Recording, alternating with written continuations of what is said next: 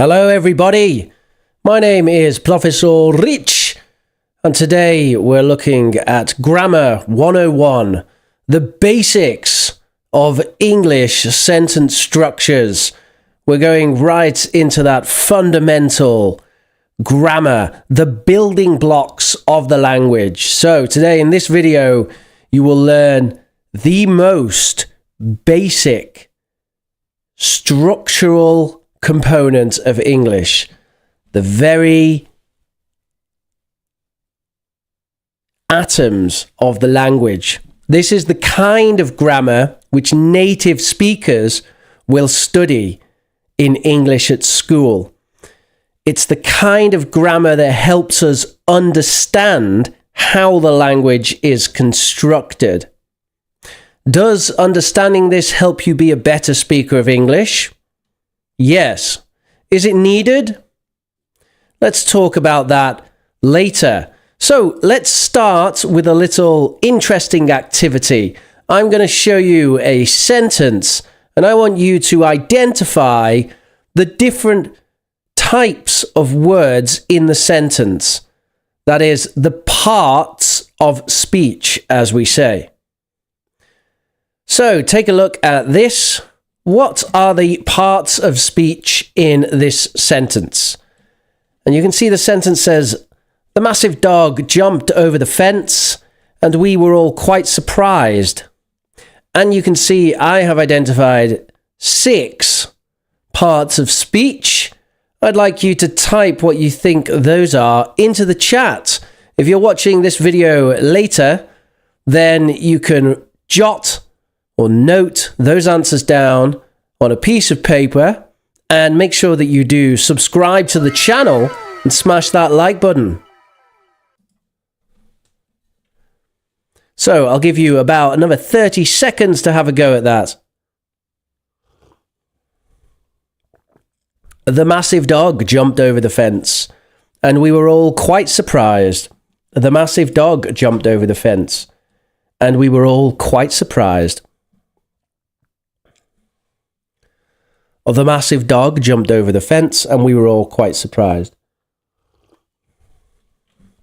Note that number 1 is the massive dog. Number 2 is jumped. 3 over. Then we have number 1 again, the fence. Number 4 is and. Number 1 again, we. Number 2 is were, again, number 2. And then 5 and 5, all quite, and 6 surprised.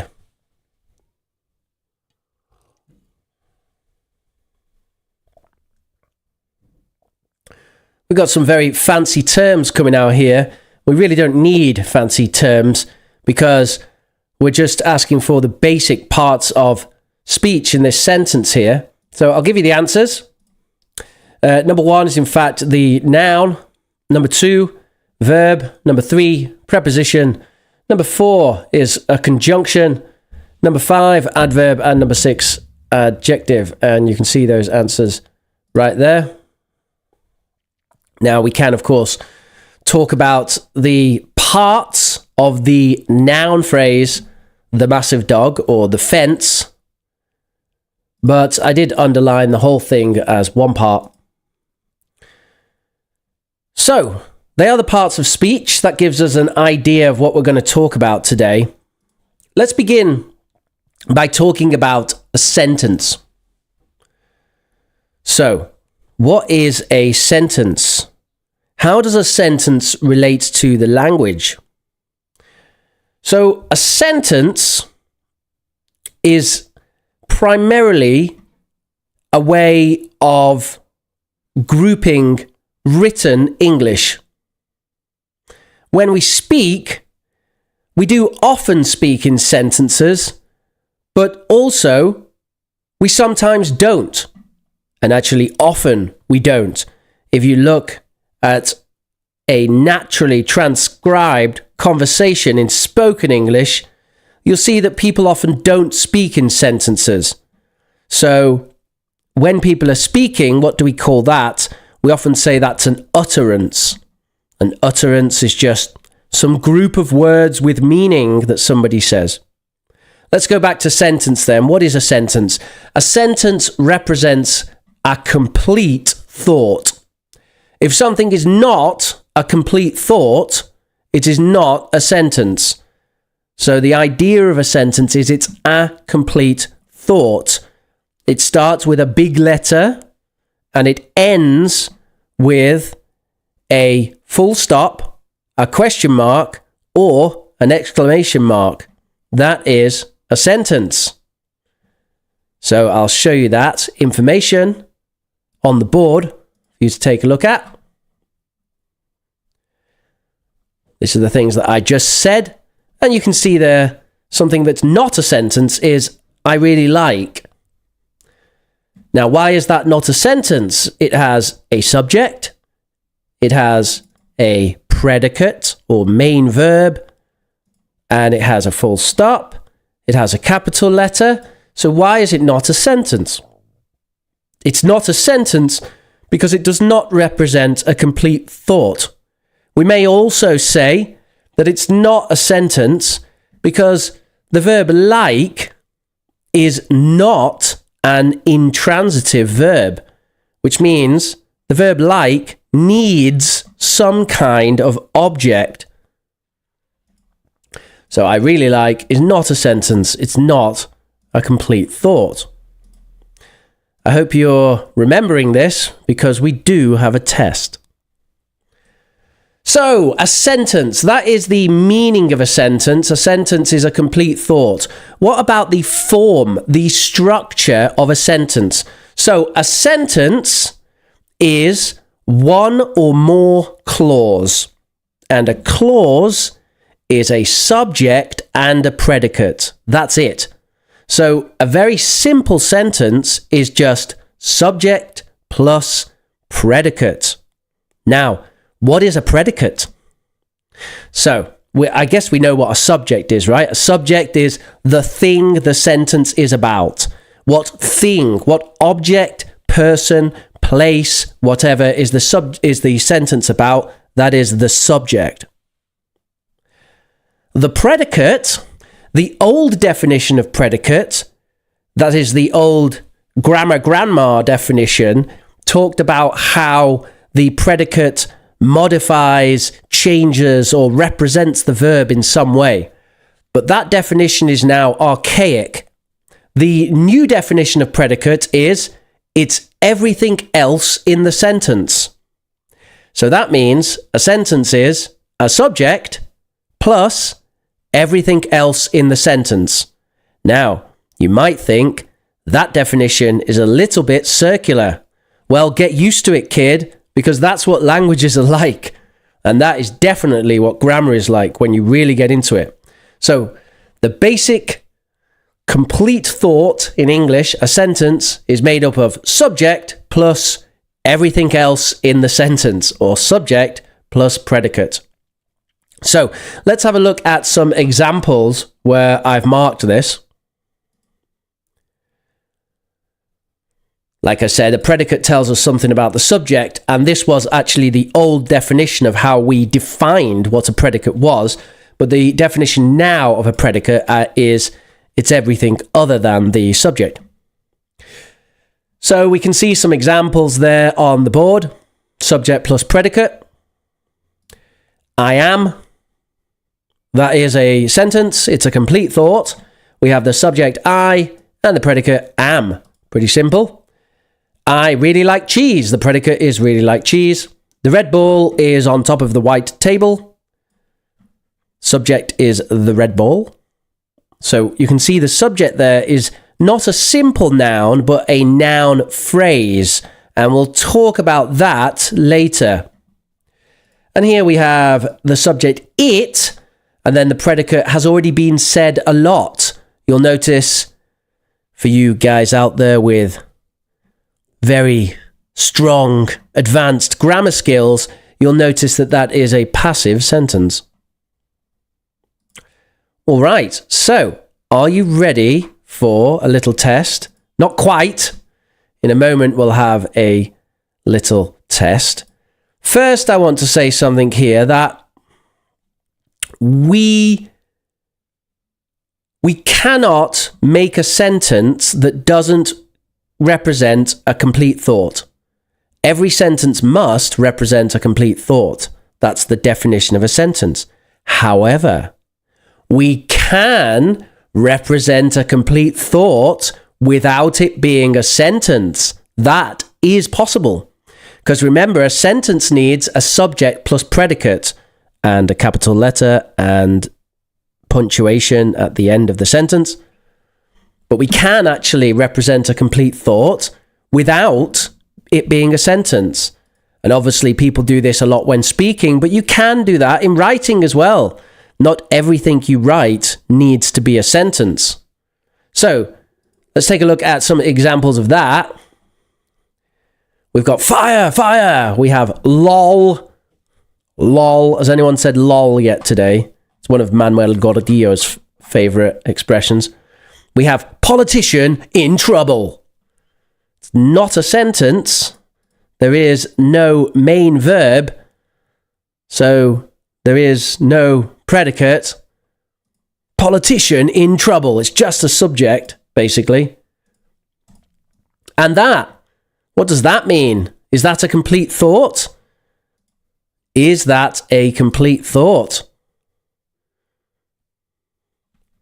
I love chocolate. He loves chocolate. Something like that, right? It's not a sentence, but it does represent a complete thought. And thank you very much, Mr. Manuel Gordillo, for the €5 super chat. That makes us very happy. Thank you, Mr. Gordillo. Do you know that when you do a super chat, you can actually type a message there? But anyway, thanks for that, Manuel. I will have a drink of my coffee on you. Thank you. I do appreciate the support. Manuel is a big supporter of the channel, so thank you. All right, folks, let's have a little bit of practice. Are you ready for this? I'm going to show you a list of things, and I want you to tell me which of these things are sentences. And if you want to get very advanced, why don't you say why? So, which of these are sentences? We have he, it's good. Go, I like cheese. Paris in France, and isn't a great day. So type your answers in the chat. What do you think? Which of those are full sentences, or which of them are sentences? And remember what we said. What do you need to have to be a sentence?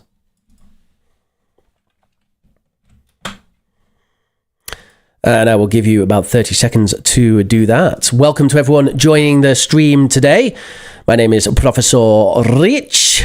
We are talking about the basic structure of the English language, the very basic structural grammar.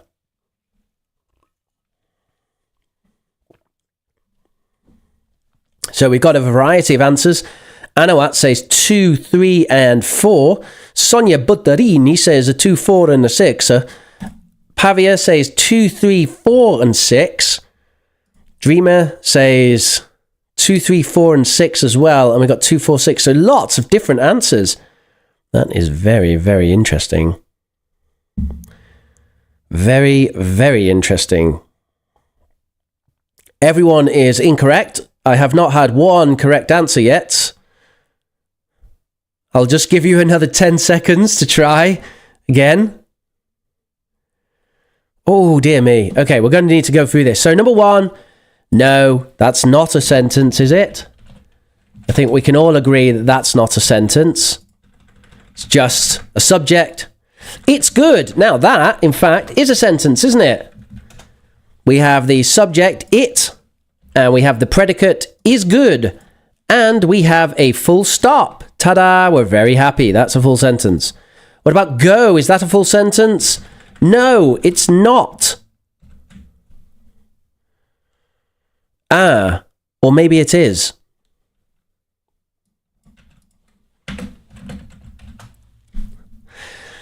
So, this is an interesting one.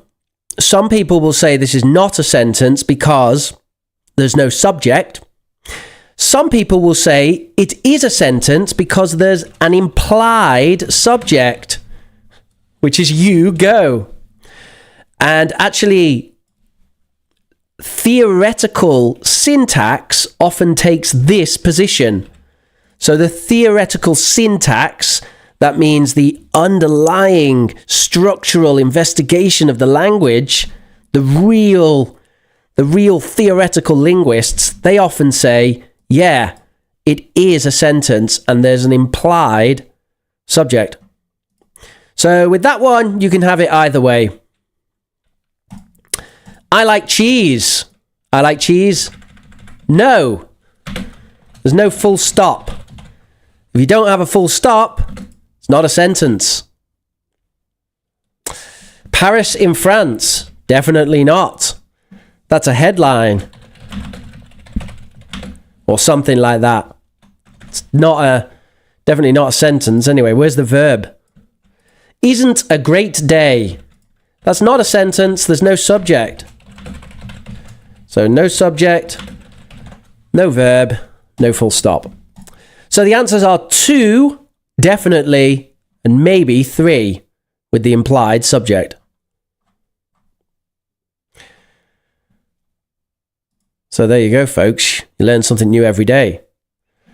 Now, of course, who decides? Who gets to decide, for example, whether 3 is a subject or is a sentence or not? Who gets to decide that we need full stops? Well, of course, it is always a matter of debate, isn't it? It is always a matter of debate. But in my professional opinion, this is what I would go for. And I'm telling you about 3. It's a complicated discussion, but we're probably going with yes, actually, because of the implied subject.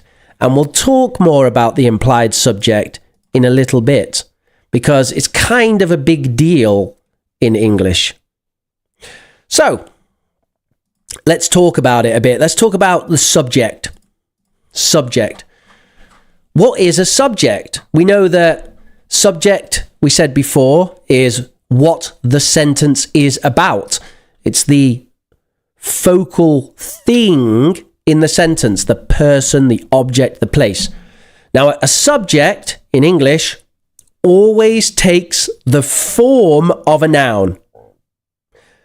It can use a verb, but the verb form will be in a noun. Some people may know that the noun form of verbs in English is the ing form.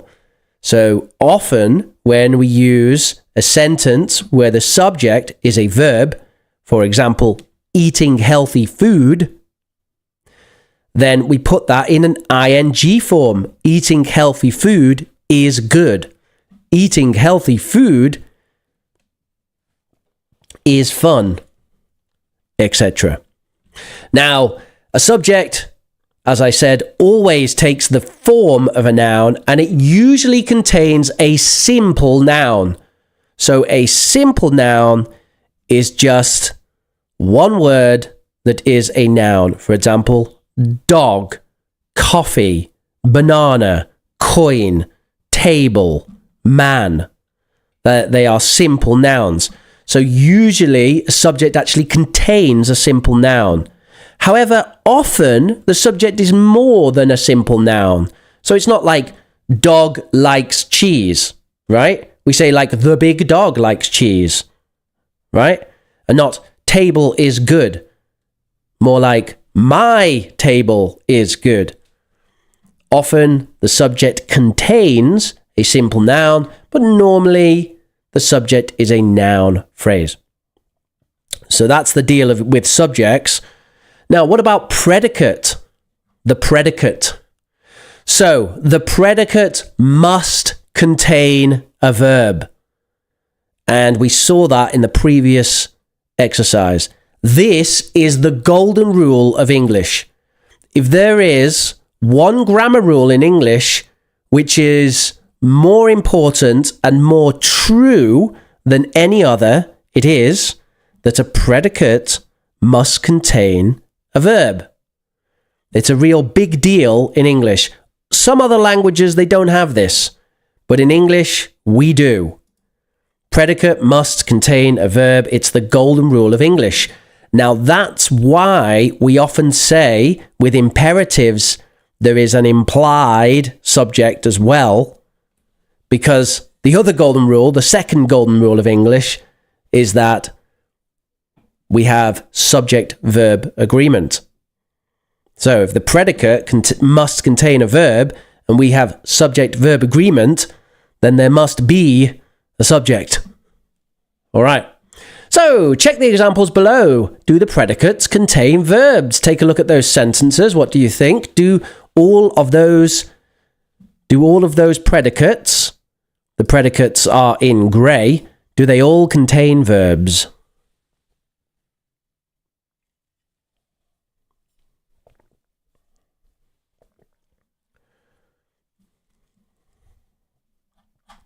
And we have a mid-class relevant question here from Vitelli. He says, going back to your initial point, i.e. using utterances versus full sentences, we don't always write or to a lesser extent speak in grammar mode, do we? No, we don't. And also, grammar itself is a variable and contested standard. So grammar is a guide.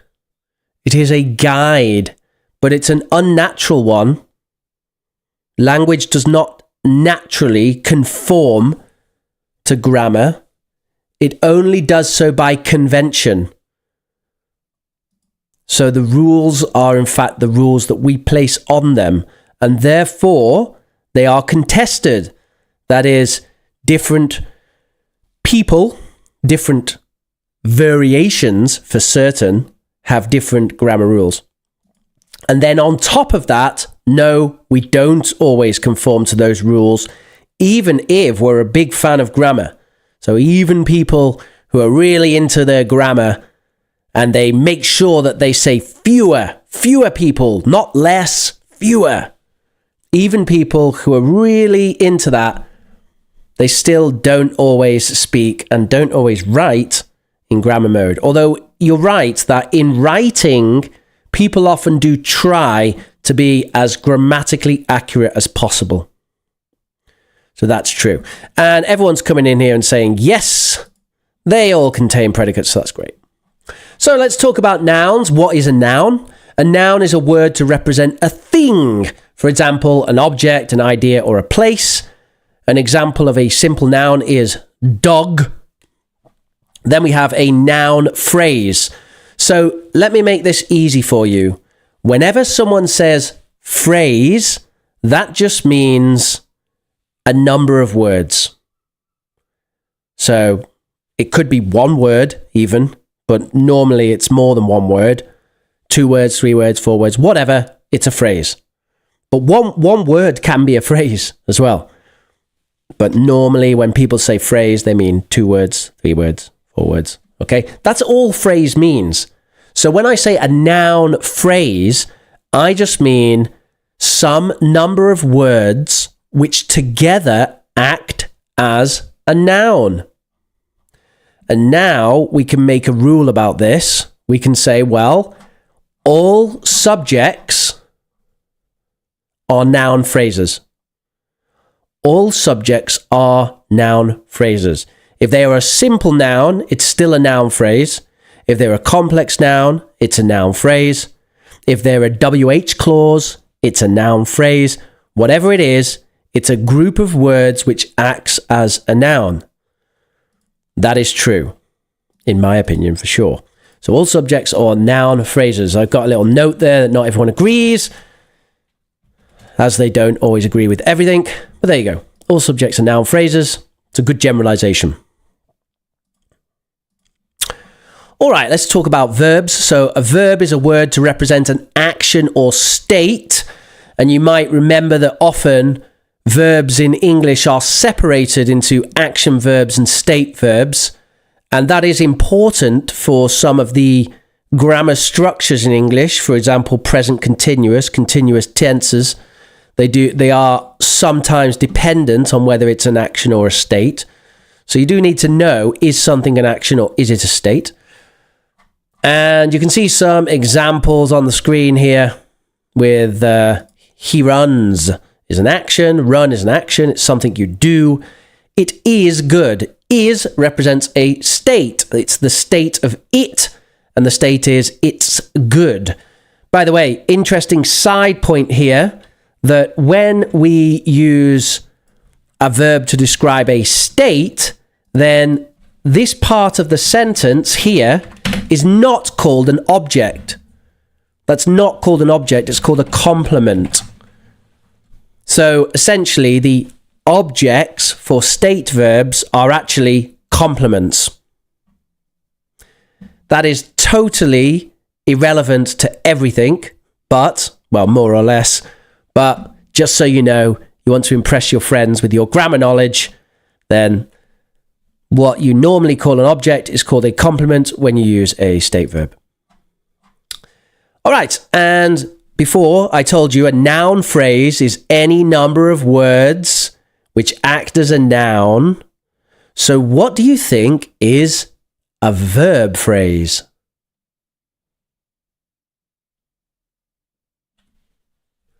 Who's going to get it there first?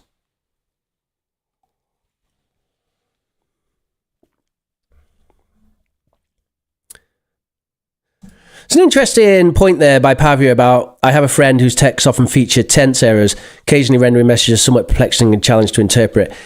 If someone is making errors to that extent, this is exactly when I would argue they need to learn some grammar.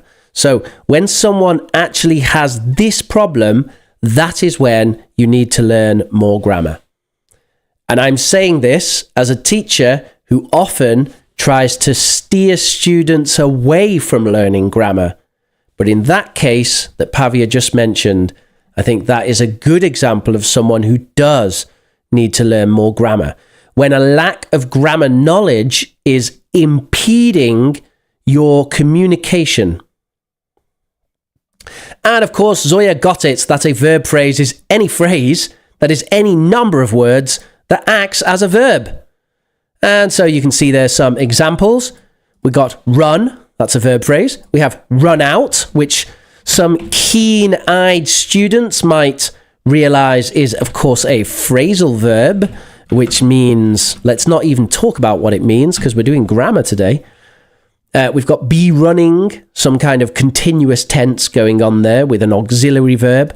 We've got must have been running, fancy modal verb with a past participle going into the past there. And it's a continuous as well, really fancy. And then we've got something like that, run quickly to the shops. So we have a verb, we have an adverb, and a prepositional phrase. Now, whether you consider that to be a verb phrase or not actually depends on your focus.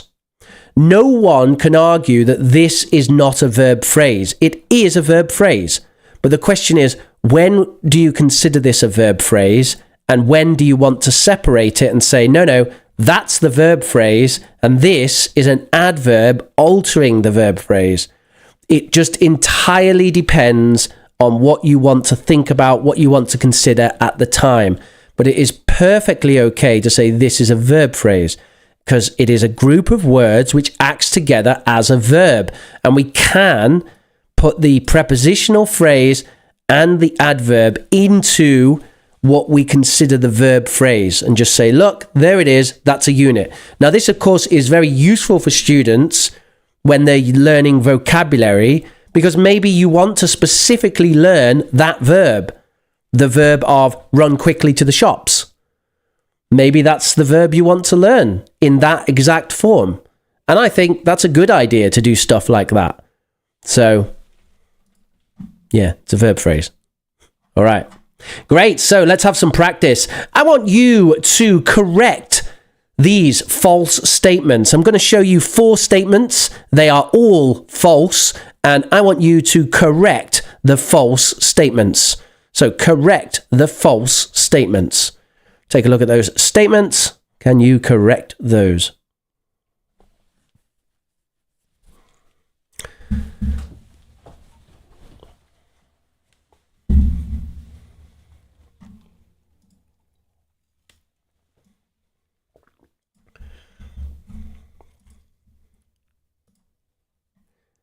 And I will give you about 45 seconds to do that.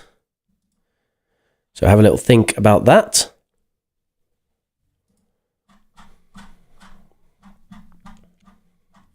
And just coming up after this section, we will start talking about clauses. I do like to talk about clauses, and I think it is important actually to know the difference between a phrase and a clause, for example. So we will, of course, be talking a little bit about that. And if you are just joining us, remember that it is super important, and I am very, very thankful for you to smash that like button. Of course, hit subscribe and join us permanently here, where we do lessons on request and have an awesome community.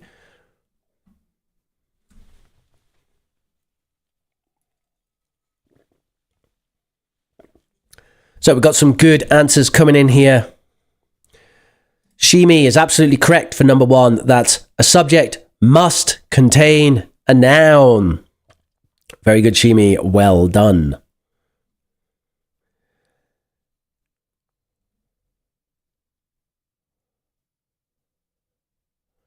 And of course, well done, Julia. For number 2, a predicate is everything other than the subject. Everything other than the subject. And a predicate a predicate always contains a verb, actually.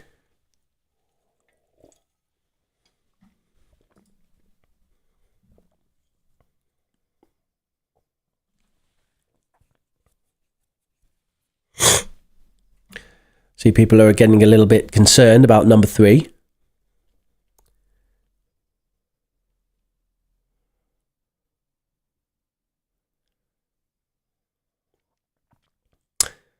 Takeshi's just gone for number 4 without any corrections.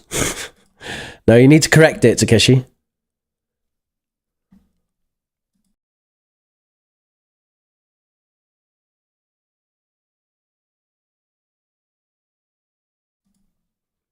Ten seconds.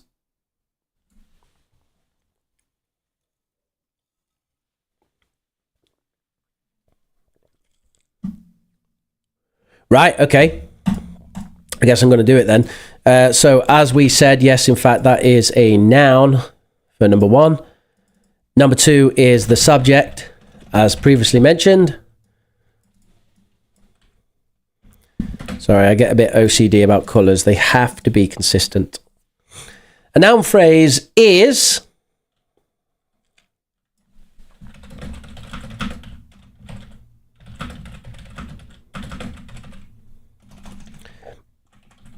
any number of words acting as a noun, and a verb phrase is any number of words to make a verb. All right? And that's it. All right, so it's quite simply that. Let's move on then and talk a little bit about clauses. So, as I said before, a clause is a subject and predicate. Every sentence must contain at least one clause. A sentence can sometimes contain more than one clause. A simple sentence, the thing that we call a simple sentence, contains exactly one clause. No more, no less. For example, I like cheese. That's a simple sentence, contains exactly one clause. And this type of clause is also called an independent clause. Independent means it can be a sentence. So when we say independent clause, we mean a clause that can be a sentence without anything else. It can be an independent on its own. It can be a sentence. It's an independent clause. All right? So that's a simple sentence with exactly one clause. Then we have a compound sentence. So a compound sentence is when we put together 2 or more independent clauses. So remember, independent clause is a clause that can be a sentence on its own. So when we have a sentence, I like cheese, she likes dogs, 2 independent clauses, 2 sentences, I like cheese, she likes dogs. we put them together, then we have a compound sentence. I like cheese and she likes dogs. Notice that we use the conjunction and to connect those. And of course, we know that these two clauses are independent as we can put them on their own. As I showed you before, I like cheese and she likes dogs. So that's a compound sentence. This, by the way, is the kind of sentence that students will learn at A2. So that's pre-intermediate. So you start A1, you learn the simple sentences, and then A2, you start to learn more of these compound sentences. So then what happens? Well, then we might talk about a more fancy type of clause. So we know that we have independent clauses. We also have clauses which cannot be independent. That means clauses which cannot be a sentence on their own. And these clauses are called subordinate clauses. The Americans call them, what do they call them? Dependent clauses or something. We normally call them subordinate clauses. So a subordinate clause is a clause that needs another clause. It cannot be a sentence on its own. That's a subordinate clause. Sometimes we call the other clause, that is the ostensibly independent clause, we call that a subordinating clause. So you've got the subordinating clause and the subordinate clause. Subordinate, by the way, means underneath. So we have the superior and the subordinate, right? For some reason, we don't call the other clause superior clause, but we should. Superior clause, subordinate clause. In fact, it's the subordinating clause and the subordinate clause. And together, when you have a sentence that contains a subordinate clause, then we call that a complex sentence. And you can see some examples there. I eat cheese, which is bad for my health. If you eat cheese, it's bad for your health. And you can see the subordinate clause in each of those, which is bad for my health. We know that cannot be an independent clause because it cannot be a sentence on its own. And if you eat cheese, which again is a subordinate clause because it cannot be a sentence on its own.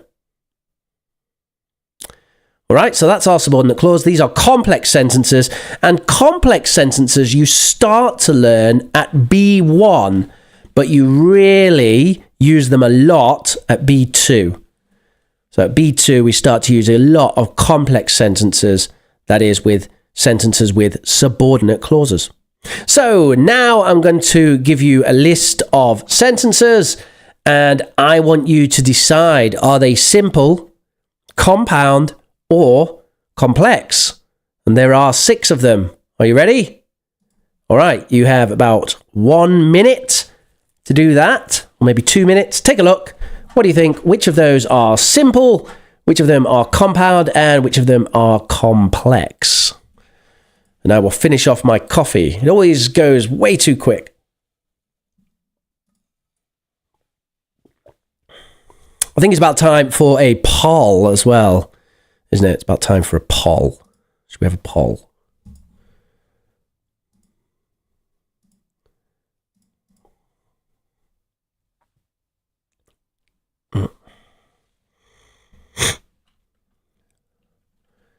What should we have in the poll?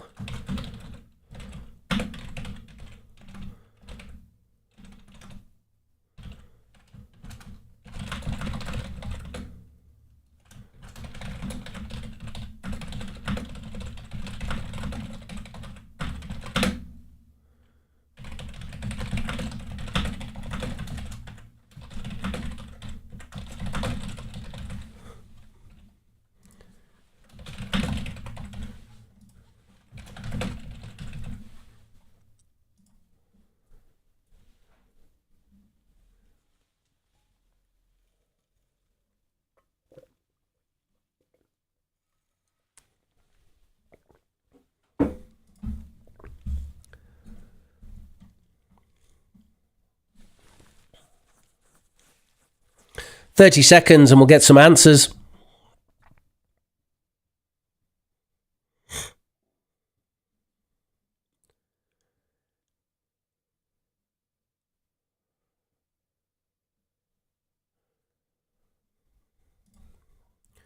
Kashubu says hello in a fancy font. Hello, Kashubu. How are you doing today? How's your English and how is your fundamental grammar? All right, and Dan, you've got it right. Well done. It is exactly as Dan says there. Simple, compound, complex, and 6 is simple. So well done, folks. There is a vote in the chat, so have a vote on that, and I'll talk about that in just a moment. So there's one more section I'd like to talk about today, and I want to talk about the 4 types of sentence. And we talked, of course, about simple, compound, and complex, and so on. But also, when we think about the function, there are, broadly speaking, 4 representative functions for sentences. You may have heard these words before, and they are called declarative, interrogative, imperative, and exclamatory.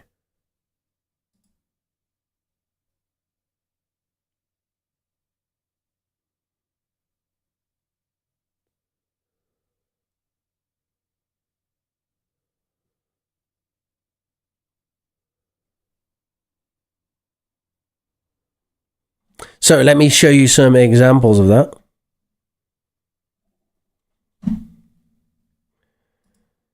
And let's just hide this guy in the chat. Goodbye, Kashibu.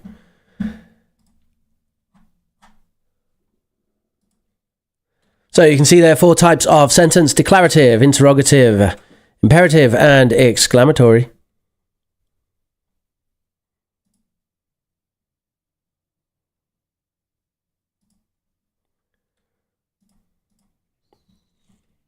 And you can see some examples. Also, you can see that declarative has 2 types: affirmation and negation.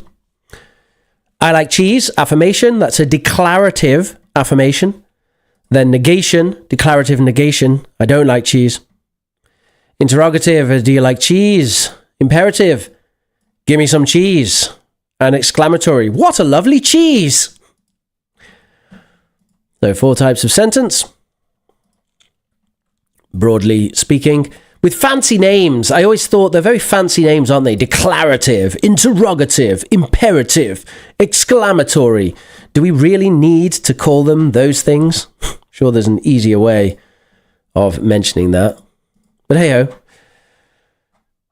So, if I just show you some structures here, 1, 2, 3, what type of sentence is shown for each of those, 1, 2, and 3?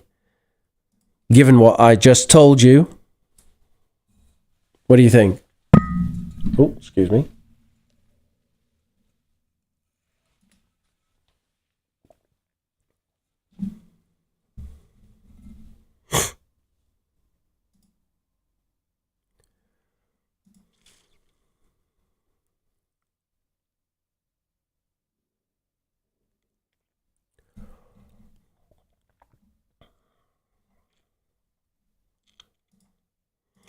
By the way, if you start using words like declarative, interrogative, imperative, and exclamatory, you start to sound very fancy in grammar circles.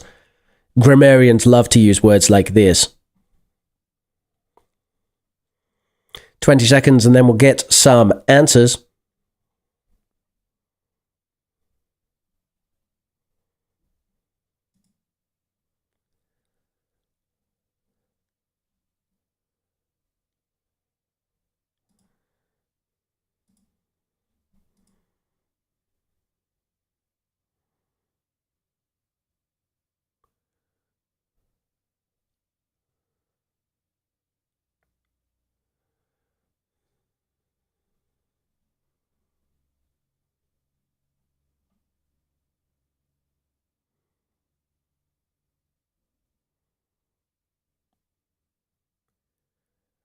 All right, looks pretty good to me. So thank you, Sanjan.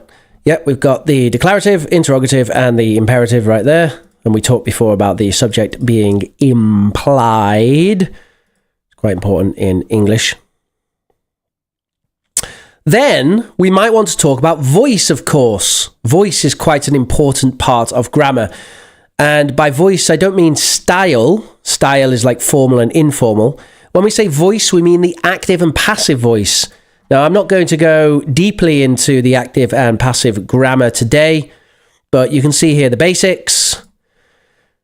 The basics are that an active voice focuses on the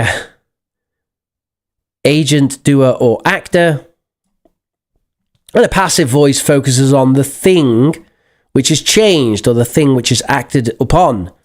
And you'll notice that often the actor is not even there, although the actor can be there. If we say by him or whatever, then we can put the actor, the agent, the doer back in. So that's the idea of active and passive. And active and passive is all about emphasis. It's all about focus. It's about what do you want to focus on or what do you want to exclude. And there is one final thing that I want to mention today, which is about tenses. Without going into tenses specifically, just in general, some information about tenses. We have something in English called tense consistency, and actually most languages have something like that. Tense consistency. So, tenses, in fact, can be used for many different meanings. For example, the present simple can be used for past, present habits, present things happening now, future events. So the present simple has many, many, many different ways of using it. However, it is good practice, especially in writing, it's good practice that you keep your tenses consistent.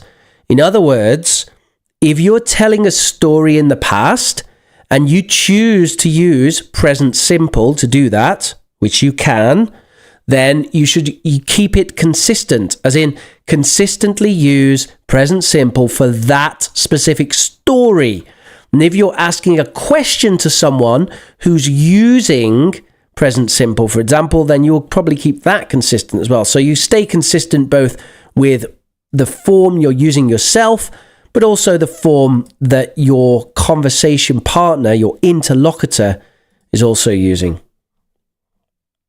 And you can see there. So you can see here some examples about keeping tenses consistent. The other day, I see my buddy Tom. He tells me that he's got some news. So notice there we are using present simple for the past, which is perfectly okay, and it's consistent. Here we've got the past simple. The other day, I saw my buddy Tom, and he told me that he'd got some news. And again, that's fine. It's consistent. But how about this? The other day, I see my buddy Tom and he told me. So that's inconsistent. It's not wrong, by the way. It's not wrong, but it's more likely to sound wrong because it's inconsistent. So that's called tense consistency. And it's one of the biggest errors that language learners have. Language learners often have problems with tense consistency. That's because tense consistency is really difficult to really get a handle on it. So why don't we do some practice with tense consistency right now? You can see some sentences on your screens, and I'd like you to correct the tense consistency in those sentences. While I try to swat this fly. So correct the tense consistency in the sentences on the screen. I'm very sad because my coffee is now run out, which sucks. But hey, if you're still here and you're enjoying this class, do remember to smash that like button and hit subscribe. Here at Prof Rich, we stream on Wednesdays at 3 p.m. UK time and Saturdays at 1 p.m. UK time. We occasionally have lovely little videos, talk about things, and of course, it is the best place on the internet to learn English. Everyone can testify to that.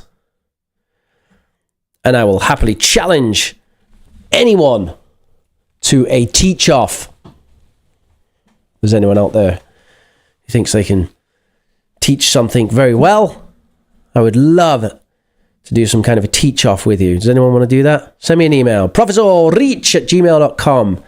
You can come on the channel and teach it your way, and I'll teach it my way, and we'll see. That'll be good fun. Of course, I'm not the best teacher in the world. I work with people who are better teachers than me, and I'm very privileged to work with them.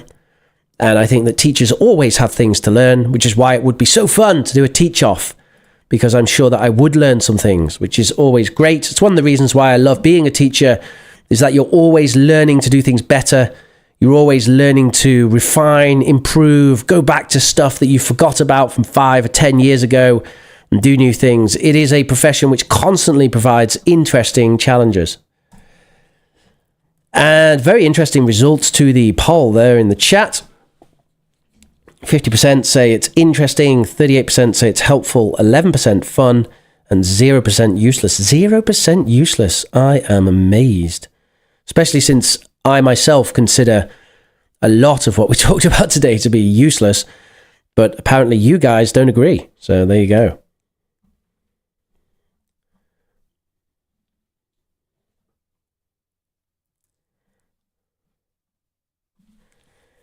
So I'll give you about another 25 seconds to get your answers in. 25 seconds to get your answers in.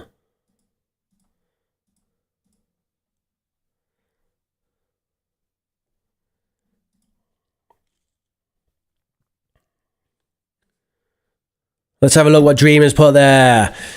So, she was walking to the store and she saw a strange dog. Looks good. They learn to dance and then they go to the party. Yeah, it's good. He eats breakfast and then he goes to work. Yeah, it's fine. She starts reading the book and she finds that she loves it. It's great. Yep. They were watching a movie when they heard a loud noise. Great. And I've never been to France. Have you ever been? Fantastic. Well done, Dreamer. You've got it. You've got it. That's correct. Well done. All right, folks, you've made it to the end of today's building blocks of grammar class. And I do have a little homework assignment for you to take a look at.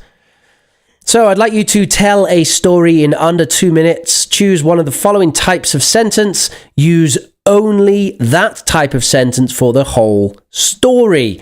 So this is kind of a fun, interesting challenge. Obviously, it is not the best way to tell a story to use only one of these. However, we're doing it for fun and as a grammar challenge.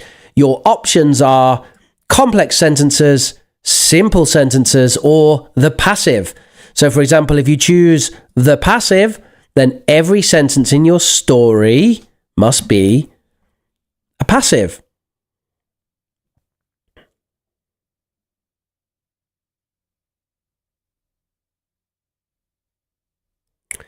Once upon a time, it was known that there was a boy called Sam. Many things had been learnt by Sam.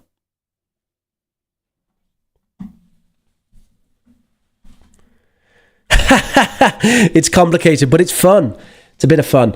And I want you to record yourself speaking about your story, maximum of 2 minutes, and you can write and use a script. So today we're saying that you can, in fact, write and use a script. That is okay. Normally I say don't do that, but today we're going to say okay, you can write and use a script. And that is for the 27th, April the 27th. So have a go at that. That's our homework assignment, which of course brings us to question time, folks. Question time. You can, of course, download the notes from today. And they are available for free, as they are for all of the classes. So if you wish to refresh your knowledge or print them out, take a look at them.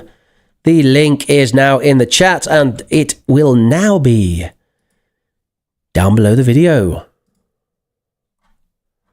We do have question time, so if you have any questions that you would like to ask about English, now is the time to do it. Type your questions in the chat.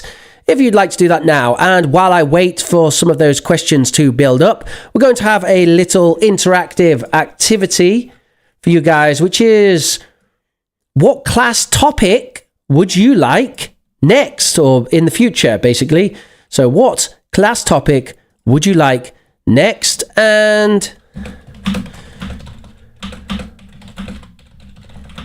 I put the link in the chat. So if you just go to that link in the chat, then you will see something like this, and you can enter a word about what class you would like to see next. For example, if you would like a class on fantasy adventure stories using mixed conditionals, then you could say that, and then ding, it's appeared on there. So there you go. Should be able to do something like that.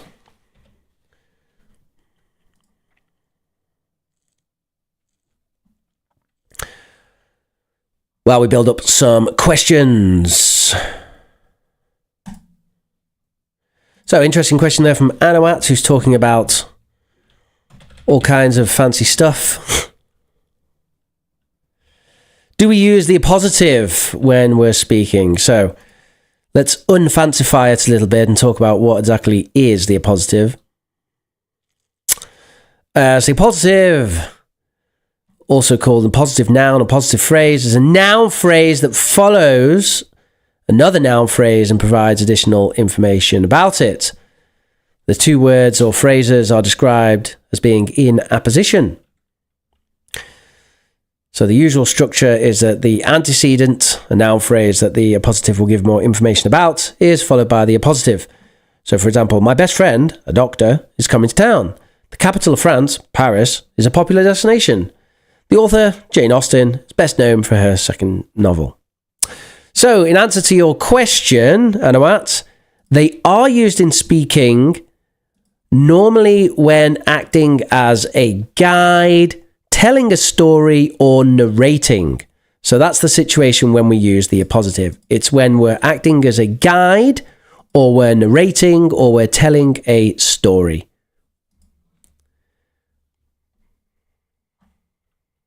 But in kind of common everyday speech, no, they're not used very much. If at all, in fact.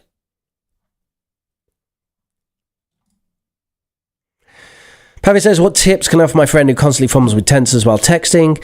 I would say, Pavia, that it depends if there's a specific tense that they struggle with.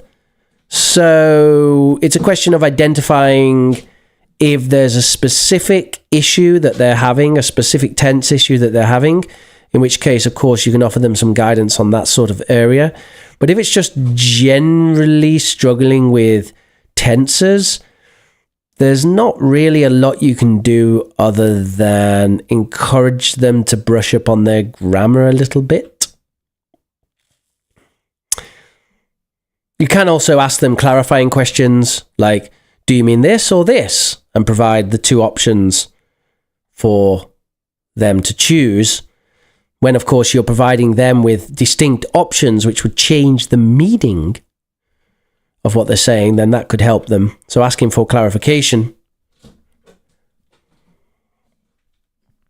The most natural way of improving your English is, of course, just communicating, being misunderstood or being understood, and then learning naturally in that way.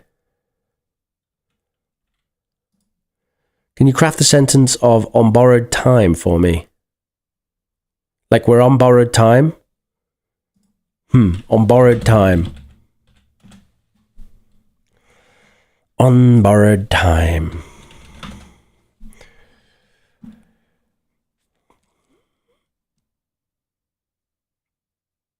Basically, when we say, we use it normally, Julia, to say we're living on borrowed time.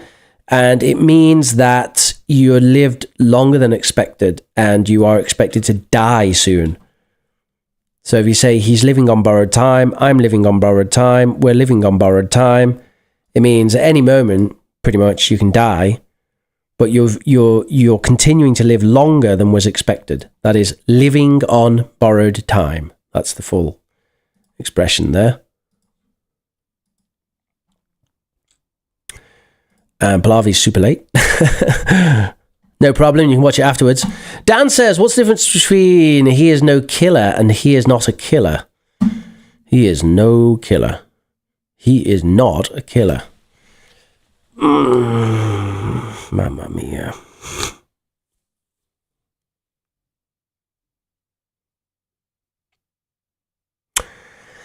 Effectively, there's a huge crossover there, Dan. I mean, they definitely have a similar thought. I think I would say that he's not a killer is a lot more general, a lot more common, the kind of more natural, obvious way of saying it. He's not a killer. But he is no killer. There's a real emphasis there. It's like you're a bit more certain about it. It's kind of like saying he's definitely not a killer. He is no killer. It's like also it contains a part of the idea that no part of him is a killer. Like he's no teacher. It means he can't teach anything. You know, he's not a teacher at all. So saying he is no killer is actually, it's more of a superlative there in the negative sense.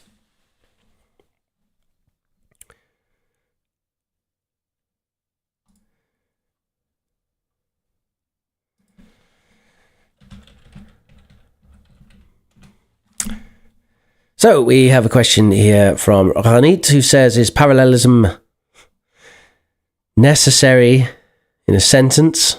Thank you very much. Is parallelism necessary in a sentence? So parallelism is the repetition of a word or phrase within a sentence or a group of sentences. It's used to organize ideas, but also make ideas more memorable. When a sentence is unintentionally cluttered or lengthy, this is called faulty parallelism. So is it necessary? No. Parallelism is what we might call a rhetorical technique. Actually, you might mean a different kind of parallelism, which is when we're deliberately choosing similar grammatical elements. And this is similar to what I said before about tense consistency. Now, if you mean that kind of parallelism, as in tense consistency, for the question, is it necessary? The answer is no, it's not necessary. But is it good practice? The answer is yes, it is good practice. In writing, it is absolutely good practice, and you should really do it in writing. In speaking, it's still good practice, but don't beat yourself up if you mix your tenses a little. That's okay. So that's my answer there.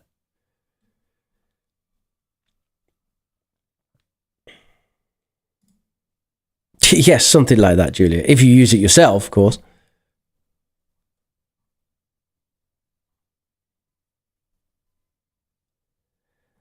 All right, fantastic. Seem to have got to the end of the questions. So let's take a look what we've got here. Basics, please. Okay, could do more basics if you want. How to survive in London without learning English. That's pretty easy. London is super international, so you can always find people who speak all kinds of languages. So surviving in London without learning English is easy. If you're visiting, if you're living there, that's a different matter. But if you're visiting, it's super easy. Someone said parts of speech. I mean, that would be the obvious follow-up to today's class, would be to talk about parts of speech. Public speaking tips. It's been a while since I've done some tips on public speaking, so I think that could be quite a good one.